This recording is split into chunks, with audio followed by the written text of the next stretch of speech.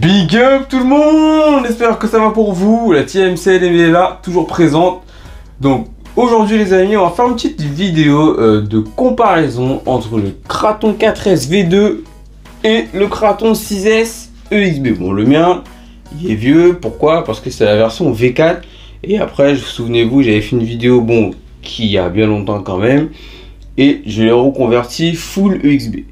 Donc, entre ces deux Kratons, donc ce qui est quand même impressionnant déjà, ce qui est quand même déjà choquant, c'est que déjà celui-ci, le Kraton 4S V2, donc il fait déjà quand même la taille, quasiment la taille de celui-là, la taille du 6S, donc c'est quand même déjà assez impressionnant. Après il y a quand même pas mal de pièces qui changent, donc énormément de pièces.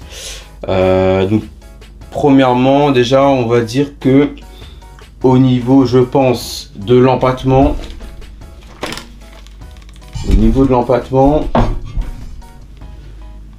je pense que ça me paraît à peu près similaire à quelques centimètres près.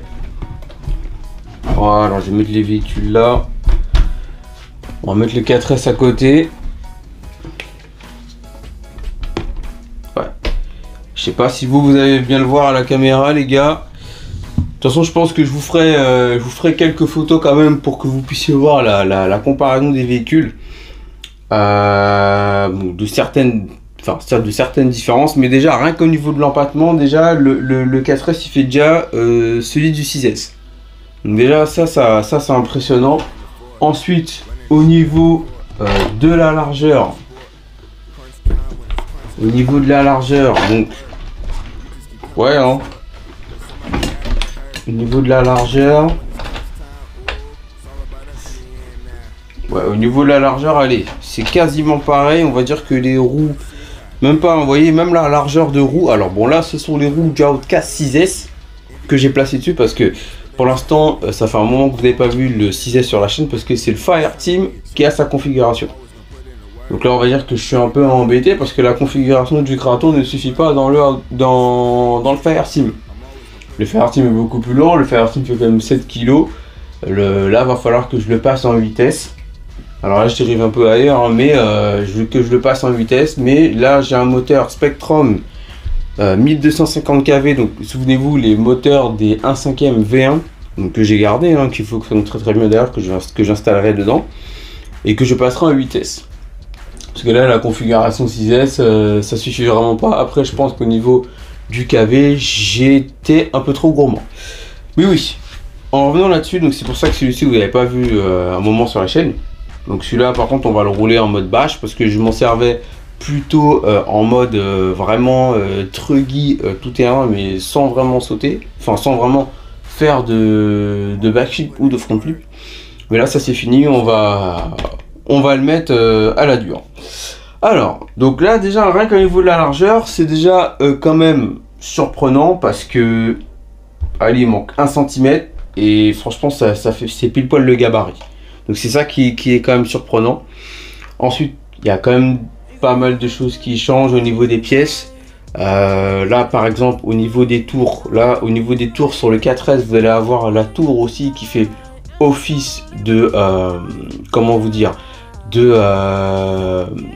comment on dit déjà, alors c'est pas le carter mais de boîtier diff qui fait aussi, vous avez la tour qui fait office de carter et office de boîtier, donc on va dire un peu 2 en 1, tandis qu'ici vous avez vraiment la tour à part, le boîtier à part. C'est là on a un véhicule full métal, ici on a un véhicule plus plastique et un peu de métal. Et en parlant de métal, les deux choses qu'ils ont en commun, ce sont les différentiels. Donc bien sûr là la différence c'est qu'ici on a 3 différentiels, ici on en a que 2 et au milieu on a un slipper. Par contre le slipper, ce qui est un petit peu embêtant, c'est que le slipper des fois a tendance à se desserrer. Alors est-ce qu'il n'y a peut-être pas un réglage au niveau du slipper? Dites-le moi en commentaire pour ceux qui savent, hein. Ou est-ce que je serre pas trop fort? Mais la pièce aussi du slipper, donc les deux plaques en fait qui serrent les plaquettes de frein et la couronne, sont vraiment, ces deux pièces là, les deux pièces d'extrémité sont vraiment de très mauvaise qualité. C'est vraiment un alu, comme je le redis lors du roulage qu'on a eu avec le Kraton 4S V2 et le Kraton UXB du Frangin, c'est un alu vraiment mou. Je pense qu'ils auraient dû faire peut-être une vis plus épaisse, déjà d'une, peut-être pas du 2, mais on va dire peut-être du M3 ou du M4. Déjà rien que ça va peut-être fiabiliser un peu plus. Alors après je dis à ma façon de penser, à ma façon de voir les gars. Et je pense qu'ils auraient dû faire alors comment vous dire, le slipper déjà dans un acier beaucoup plus costaud et un petit peu plus lourd. Déjà rien que ça, je pense que déjà ça aurait déjà fiabilisé beaucoup plus que ça déjà. Là à chaque fois sur certains runs, bon, sur le granit par exemple, bah il suffit que je réatterris on va dire de l'avant ou même sur 4 roues et que je repars, bah des fois bah le slipper c'est dessert ou je me corrige la bouffe ou voilà, tout simplement. Ça c'est assez embêtant, mais bon pour l'instant là-dessus je n'ai pas encore eu de problème. Après je vous raconte le problème sur le slip par rapport au slipper, puisque c'est sur le granit et sur le granit le Big Rock, même alors les modèles à charbon non, parce que au milieu c'est conçu différemment. Mais tout ce qui est granit, Big Rock, alors en brushless toujours, Big Rock, Kraton V1, 4S et les V2, c'est conçu pareil. Donc c'est pour ça que des fois c'est pour ça que je reviens là-dessus. Alors par contre ce qui va être différent aussi c'est au niveau de la casse. Là au niveau de la casse on est moins cher. Donc forcément si on va cacher un châssis, là ça va être entre 20 et 30 euros. Donc franchement c'est pas la mer à boire. Tandis que là si on cache un châssis là ça va être entre 80. Alors si vous prenez les châssis non EXB, donc entre 80 et ça peut monter à 120 euros si vous avez les châssis EXB. Après ça peut monter au-delà si par exemple vous voulez vraiment upgrader votre Kraton. Par exemple si vous voulez mettre un châssis M2C par exemple. Châssis M2C, renfort M2C, bref la totale. Ça peut monter plus haut. Après donc comme sur la version 1/8 voilà, ou la version 1/10, on peut adapter les pneus du Outcast 4S V2. Donc la base. Alors là par contre au niveau, alors ce qui est en commun aussi c'est qu'au niveau des tiges d'amorto, pas des tiges d'amorto excusez-moi, au niveau des amortos donc on aura la même conception.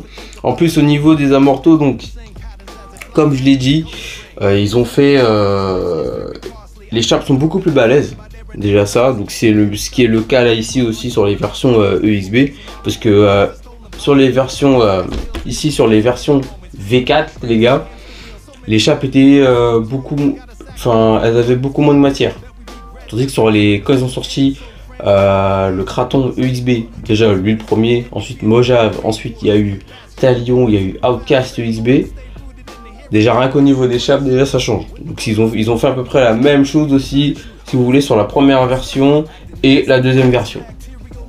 Et en plus là au niveau des amortos sur la première version et la deuxième version des 4S, la conception des amortos elle change. En plus ce qui était plus embêtant sur la V1 déjà, c'est que quand vous pliez votre tige, vous étiez un peu embêté parce qu'en fait toute la chape et en fait toute la partie du bas était en un seul bloc. Donc, ce qui fait que si vous pétez votre tige, vous êtes un peu embêté. Qu'est-ce que je peux vous dire ensuite là-dessus? Alors oui, au niveau des tirants. Alors les tirants, je pense pas qu'ils ont l'air similaires. On va mettre ça ici. Hop. Alors les pneus du Outcast sont encore neufs. Hein. Ça va pas tarder à servir. Tac. Donc au niveau des tirants, c'est à peu près pareil. Alors je me demande si au niveau des tirants, alors est-ce que c'est pareil? Je me pose vraiment la question, mais ça n'a l'air pas pareil, puisque j'ai cru penser que les tirants du 6S, ils les ont mis sur ils les ont intervertis sur le 4S, mais sur le 4S ils sont beaucoup plus courts. Bon après c'est le même genre de conception. Alors par contre on voit bien que au niveau des plastiques, des chapes, il y a une grosse différence. Donc sur la version 6S c'est plus robuste, c'est normal. Après, à premier œil, comme ça, quand on regarde, c'est vrai que sur les 6S, c'est un plastique beaucoup plus robuste déjà. Sur les 4S, c'est un plastique beaucoup plus souple au niveau des tirants. Ensuite, après, donc le démontage. Alors, c'est sûr que là, le démontage n'a rien à voir, hein, ça se fait pas de la même façon, bien évidemment. Alors, bien sûr, vous voyez l'A5e qui est derrière. Alors, bien sûr, là, j'ai mis toute la lignée des Kraton, bon, toute la lignée. C'est sûr qu'il manque quelques versions, mais on a mis les 3 échelles. J'ai mis les 3 échelles ici. Bon, l'A5e, on va pas pouvoir trop le comparer, même si c'est vrai que c'est, on va dire, leur grand frère, donc l'échelle la plus énorme, la plus costaud. Alors, pas pouvoir le comparer, pourquoi? Parce que là, les pièces sont surdimensionnées, ça n'a rien à voir. Là, on va dire, même le poids n'a rien à voir. Au niveau du poids, là, on est, allez, peut-être 4-5 kg à tout casser avec le pack. Ici, on est déjà à 5-6 kg avec les batteries. Et là, tout équipé, on est à 15. Donc, vous voyez, là, le poids, vous avez vu la différence? Là, le poids, c'est x4. Là, le poids de là à là est triplé. Donc alors déjà je dis 4-5 kg, ouais, 4-5 kg, ouais c'est, et là ça fait 5, ouais non, que je dis des bêtises, de là à là c'est triplé, de là à là c'est doublé. Donc c'est énorme, c'est pour ça que je compare pas trop à l'A5e, bon après j'ai voulu l'exposer parce que c'est un très bon véhicule, d'ailleurs j'ai fait des très bonnes sessions en plus avec ce véhicule, dernièrement.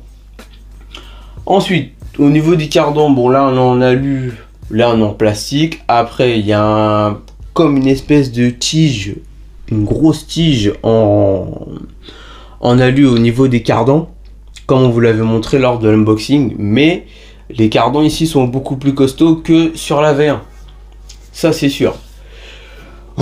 Alors au niveau de l'aileron, donc après ça reste de l'esthétique, mais on n'est pas pareil, l'esthétique de l'aileron change. Après ce qu'ils ont en commun, c'est que là et là, on a des pièces RPM. Donc ça, c'est plutôt cool donc des triangles un peu plus robustes. C'est ça qui est plutôt bien. Ce qu'il y a en commun, alors, esthétiquement, donc après, ça reste le pare-choc au niveau des trois. Alors, j'espère que vous voyez bien, hein, parce que je suis quand même devant. C'est le pare-choc qui reste quand même similaire.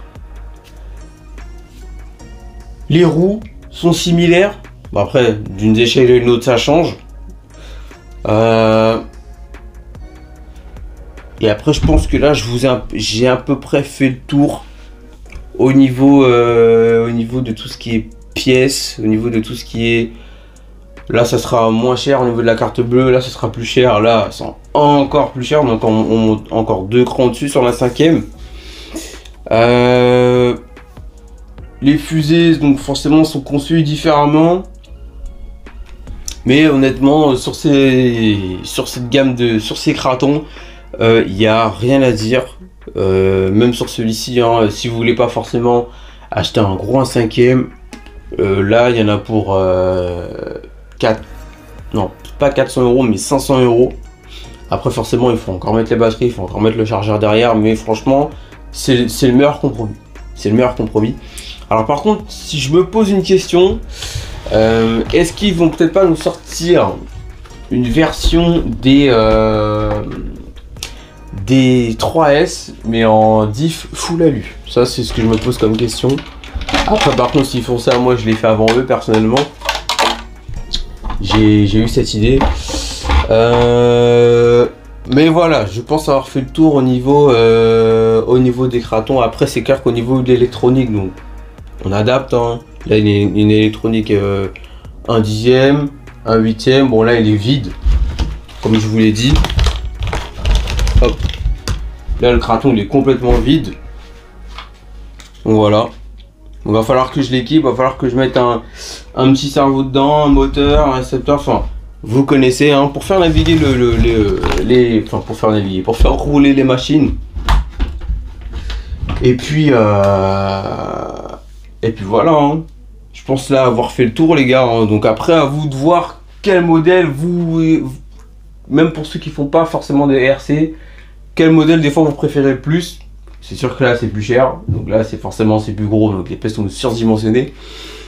Si vous préférez un peu l'entre-deux, ou si carrément vous préférez un engin plutôt on va dire agressif, robuste et pas du tout cher à la réparation. À vous de voir les gars. Donc sur ce, ben, prenez soin de vous les amis. Et puis on se dit à tout à la prochaine sur une prochaine vidéo. Big up!